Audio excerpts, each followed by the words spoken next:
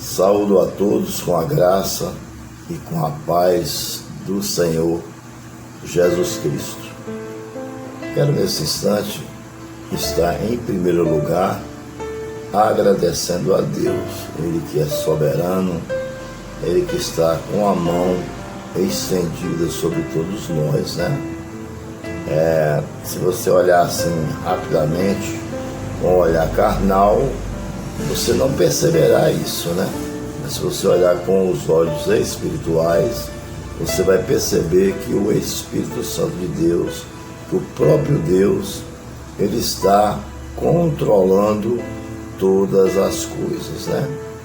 A sua grandeza é infinita, tão infinita que no livro de Isaías, a Bíblia diz que Ele está com o globo terrestre na palma da sua mão. Por aí dá para você entender mais ou menos o tamanho da grandeza de Deus, né? Pois bem, quero trazer um versículo bíblico que se encontra em Apocalipse, capítulo 21, apenas o versículo de número 8, que diz o seguinte: mas os covardes, os incrédulos, os depravados, os assassinos, os que cometem imoralidades sexuais, os que praticam feitiçarias, os idólatras e todos os mentirosos, o lugar deles será no lago de fogo, que arde com enxofre. Esta é a segunda morte. Bom, quando nós falamos dessas qualidades que eu acabei de ler agora, nós precisamos entender uma coisa, que existe, para cada palavra dessa, existe muitos significados e muitos sinônimos, principalmente em relação à língua portuguesa, né? Que é uma das línguas mais difíceis de estudar, exatamente por isso, por causa dos sinônimos e significados. Uma palavra, ela significa ela tem várias formas de ser interpretada, né? E eu quero começar com essas qualidades por ordem cronológica, do jeito que a Bíblia colocou. Eu quero seguir a ordem, né? No caso, eu quero começar aí pelos covardes, né? Eu quero falar um pouquinho sobre cada um. Quero deixar claro que essas qualidades que o Senhor coloca em Apocalipse 21:8, que não herdarão o reino do céu, isso é no âmbito espiritual, você entendeu? Isso é no sentido espiritual da coisa, certo? Porque você pode chegar para uma pessoa e dizer: fulano é covarde, porque alguém bateu no irmão dele e ele não reagiu, você entendeu? E isso pode não ser covardia, isso pode ser misericórdia e pode ser também sabedoria, né? Você entendeu? Porque nós não devemos reagir com as nossas próprias mãos, né? Não devemos usar a lei lá de Talião, que é olho por olho, dente por dente, de jeito nenhum. Nós devemos ser como Cristo, né? O reino de Deus, Cristo veio como um homem, um rei manso e prudente, né? O reino dele é um reino de salvação e não um reino de violência, né? Um reino para tomar a força, né? Com espada, né? Não, o reino de Deus não é esse tipo de reino. O reino de Deus é um reino de amor. Pois bem, então eu quero começar aqui pelos covardes, né? Pelos covardes. Todas essas qualidades que o Senhor colocou aqui, se a pessoa tiver ela, ele vai passar pela segunda morte, que é o lago de fogo, né? Ou seja, ele não vai herdar a sua salvação. Então, vamos lá. Covardes. A primeira coisa que eu quero deixar claro é que Deus não nos deu um espírito de covardia. Deus nos deu um espírito de valentia. Não para agredir ninguém, eu sair atirando nas pessoas, dando facada, você entendeu? Não é isso. Esse espírito de valentia em relação a fazer a obra de Deus. Esse espírito de valentia é em relação a manter-se na presença de Deus, né? Você entendeu? Esse espírito de valentia é a respeito de você ser obediente em relação à fé. Em relação à fé. Ser um soldado valente. Porque para nós enfrentarmos o mundo, né, que no caso aí seria os principados e as potestades, né, que a Bíblia diz que a nossa luta não é contra o sangue e a carne, ou seja, não é contra o nosso irmão, né? A nossa luta é contra os principados e a potestade. Então nós precisamos ter muita fé e sermos valentes, amém? Tem até um hino da harpa que diz, né? Na batalha contra o mal, ser valente, amém? Segue em marcha triunfal, ser valente, né? Então, tudo vai estar ao seu redor, o hino diz, né? Que todo o mal está ao seu redor, lhe cercando, mas a sua fé lhe faz um homem valente, ou seja, na batalha contra o mal, ser valente, não ser covarde, entendeu? Então Deus, Ele não nos deu um espírito de covardia, e Ele não se agrada dos homens, mulheres, jovens, adolescentes, covardes, amém? Então o Senhor não se agrada quando agimos feito pessoas covardes, pois os verdadeiros adoradores dele devem ser valentes. Por quê? Porque vai ter que perseverar. Para perseverar tem que ser valente, tem que ter coragem, vai ter que renunciar ao mundo. Para renunciar ao mundo, renunciar às suas amizades, entre aspas, né? Aqueles amigos, né, que você sentava na mesa, bebia, fumava, jogava, se prostituía, ia para os seus programas, né? Seus programas que nós não vamos nem citar o nome, que são coisas que não são de Deus, que não vale a pena você estar relembrando. Então, isso é covardia, porque você está fugindo do propósito de Deus na sua vida. Quando o homem foge de um propósito, ele não é valente, ele é covarde. Você está entendendo? Então, ou seja, o soldado da fé, o soldado valente, ele é corajoso. Não há dúvida, né? Não há dúvida que uma pessoa covarde, ela tem pouca fé. A fé dela é pouca, de repente ela nem fé tem. Ela pode ter fé, mas ela pode ter fé nas coisas elementares. Ela pode ter fé em bens materiais, ela pode ter fé no carro que ela tem, ela pode ter fé no dinheiro que ela tem, na esposa que ele tem, na namorada, né, na noiva, né, nas baladas, nas coisas do mundo. Então, existe vários tipos de fé, né? Existe a fé verdadeira, que é a fé em Deus, onde você faz tudo de acordo com a vontade de Deus, e existe a fé mentirosa, né? A fé mentirosa. E além da fé mentirosa, ainda existe a fé que está firmada naquilo que você vê, que são os bens materiais. Ou seja, se você não tiver dinheiro, se você não tiver um carro, se você não tiver uma casa, se você não tiver um bem material que preencha o seu vazio, a sua fé acabou, porque a sua fé é naquilo ali, não é em Deus, é naquilo. Agora, se a sua fé estiver firmada em Jesus, aí sim você não é um covarde, você é um valente. Por quê? Porque ainda que falte tudo para você, mas pelo fato de você ser uma pessoa valente, não covarde, porque você tem uma fé firmada em Deus, aí sim você pode se considerar um guerreiro valente ou um herói da fé. Por quê? Não porque você alcançou isso com seus méritos, não, de forma nenhuma.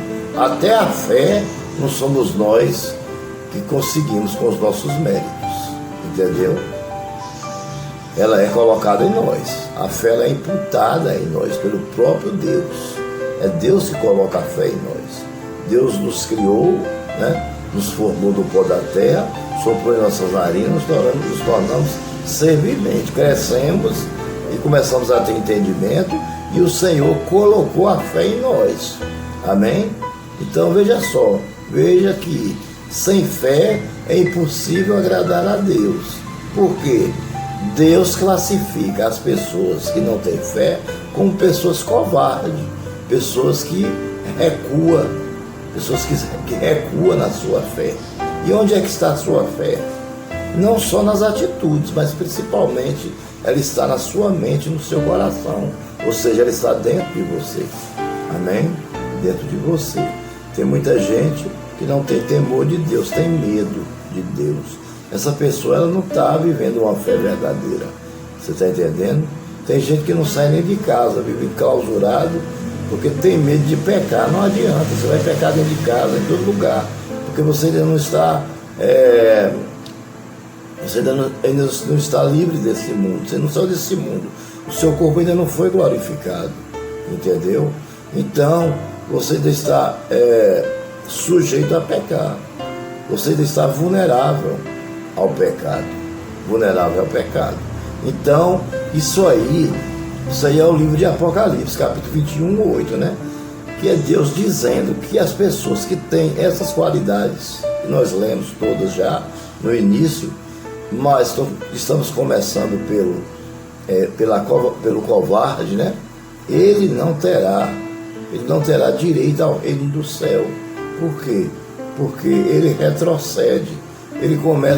Muitas vezes ele começa até bem, mas depois ele retrocede.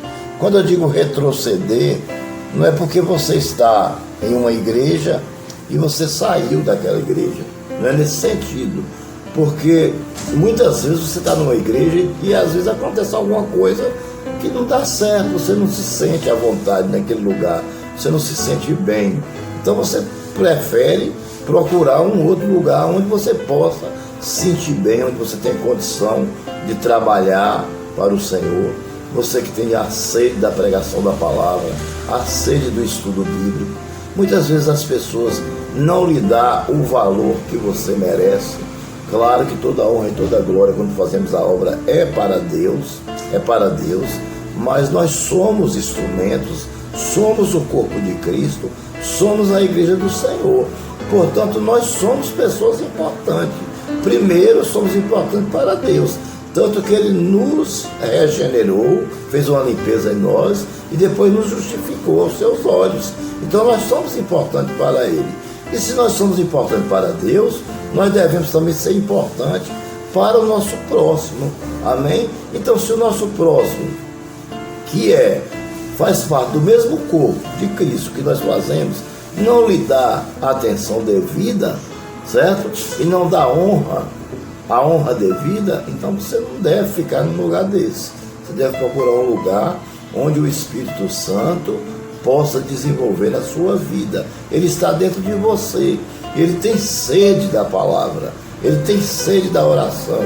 Ele tem sede do estudo. Ele tem sede da pregação. Mas para você pregar, você precisa ter um público para pregar. E você tem que ter um público que seja um público sério, um público que não pense com falsidade, um público que lhe aceite como pregador. Porque quando você está aceitando o seu próximo, você está aceitando o próprio Deus. Deus é bem claro. Quando você não alimentou, quando você não visitou, quando você desdenhou, quando você tratou um dos meus filhos mal, você tratou a mim mal. Amar a Deus sobre todas as coisas e ao seu próximo como a ti mesmo. Hoje as igrejas têm perdido muitos homens de Deus por isso, porque ora pedindo quando Deus manda, aí muitas vezes eles não aceitam porque acha que aquilo pode trazer um perigo na sua vida, né? Pode trazer um perigo na sua vida, mas está completamente enganado, porque tudo aquilo que Deus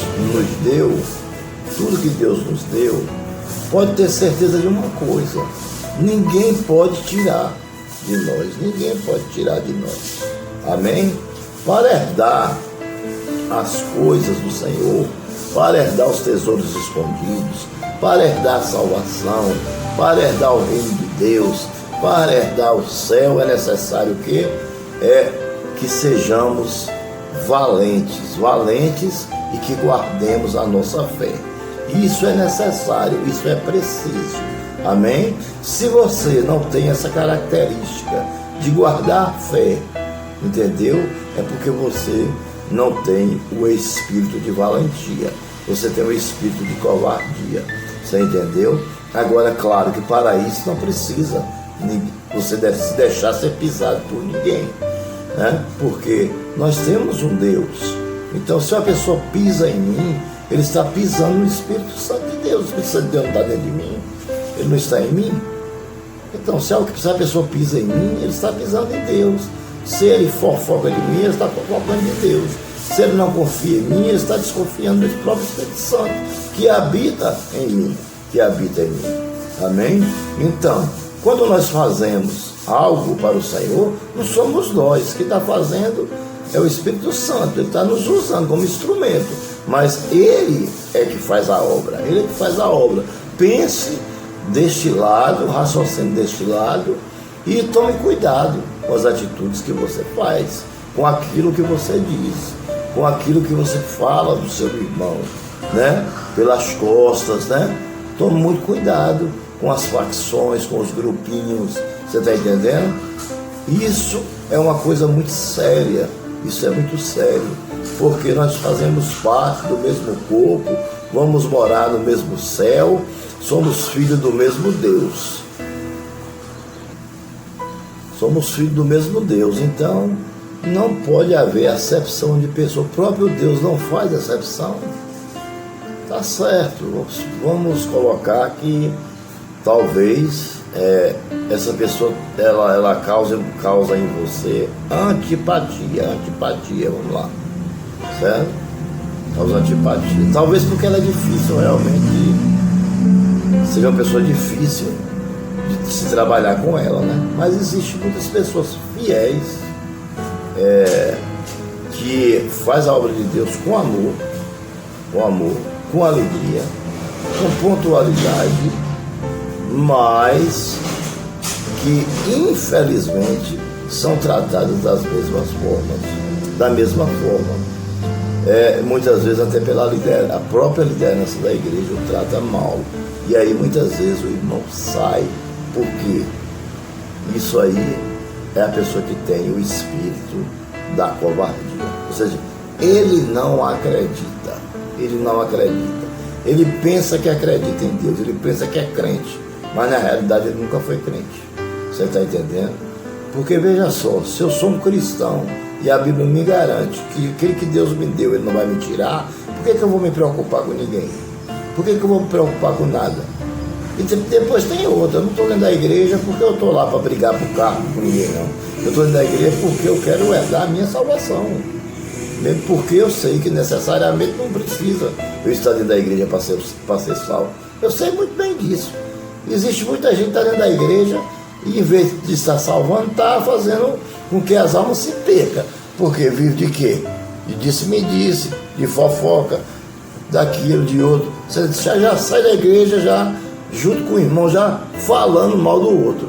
Então, será que Deus operou nessa vida? Na hora da palavra, não é uma conversação, é um levanta, é um senta, é um disse-me-disse, é aquela inquietação. Você entendeu? Então, me desculpe, mas eu não acho que Deus está nesse tipo de pessoa. Eu acho o seguinte, que todos nós vamos pecar, que todos nós estamos sujeitos a pecar, que todos nós estamos vulneráveis a pecar, mas eu acho que dentro da igreja, 2 horas de culto que vamos dar para o Senhor, eu acho que não precisa o líder, né, ou o dirigente do culto estar chamando a atenção de ninguém, a não ser das crianças, tudo bem. Uma criança, ela não tem um pensamento como o nosso, né? Ela ainda não está na dispensação da consciência, né? Ela ainda é uma pessoa inocente, ela pode conversar, tal, correr para lá, correr para cá, e mesmo assim, se a mãe e o pai souber educar, ela não vai fazer isso. Eu posso garantir que não vai. E tem mais, isso é perigosíssimo. Uma criança correndo dentro de uma igreja. Eu já vi uma criança parar um culto dentro de uma igreja. Ela foi correr, caiu e quebrou a perna. E aí todo mundo teve que parar para vir olhar a criança, socorrer a criança, levar para o hospital, pronto, acabou o culto. O culto acabou. Por quê? Falta de vigilância dos pais. Você entendeu? Porque se o pai tivesse vigiado, tivesse cuidado da criança, a criança não estava correndo. Você está entendendo? Então, dentro da casa do Senhor, tem que haver não um espírito de covardia, um espírito de falta de reverência, mas um espírito de coragem, né? Um espírito de guerreiro, uma pessoa que não retrocede, que não olha para trás em relação à sua salvação, mesmo sendo vulnerável a pecar, ou ainda que você não esteja dentro de uma denominação, mas nunca abandone a Deus, porque Ele é a única razão, Ele é a única razão do nosso viver. Jesus Cristo é a razão do nosso viver, porque sem Ele, para nós acabaríamos tudo aquilo, e viver em sofrimento eterno, né? Mas por causa da sua morte, vamos viver em gozo eterno. Amém?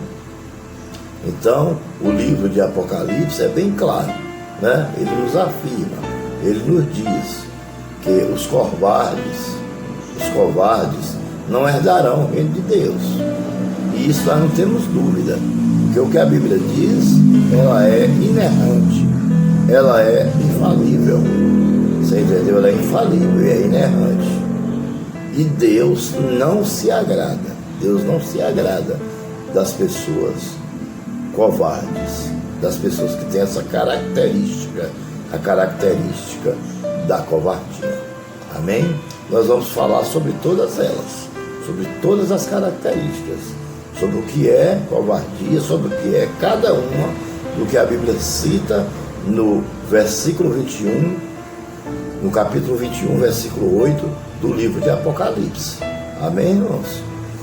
Para que nós possamos a cada dia mais estarmos firmes no Senhor, pedindo a Ele misericórdia, para que venhamos nos desviar do mal, para que venhamos ser pessoas valentes e não pessoas covardes. Bom, neste momento eu quero pedir a você que tem ouvido, assistido aos meus vídeos,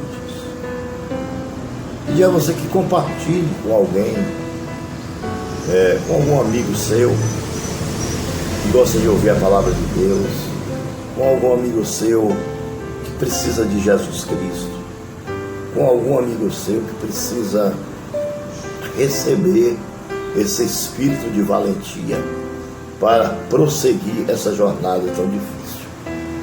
Pedir também a você que ative o sininho e deixe o seu like para enviarmos a você as nossas pregações e os nossos estudos bíblicos. E agradecer a você que tem assistido os nossos vídeos, que tem deixado os seus comentários. Muito obrigado. Muito obrigado. Tenho lido os comentários. Não dá para responder todos.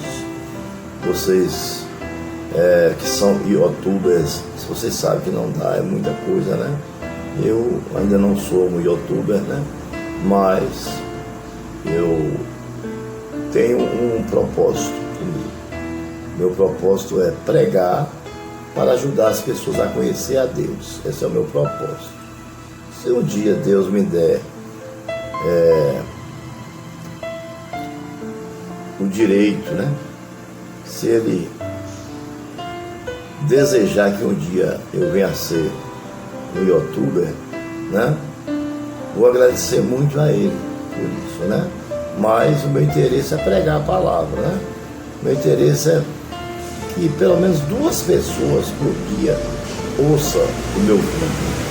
Se eu conseguir que 2 pessoas ouçam pelo menos 10 minutos dos meus vídeos, pelo menos 5 minutos de um vídeo, para mim eu já estou satisfeito. Amém? Então que Deus os abençoe e até daqui a pouco, o nosso próximo estudo.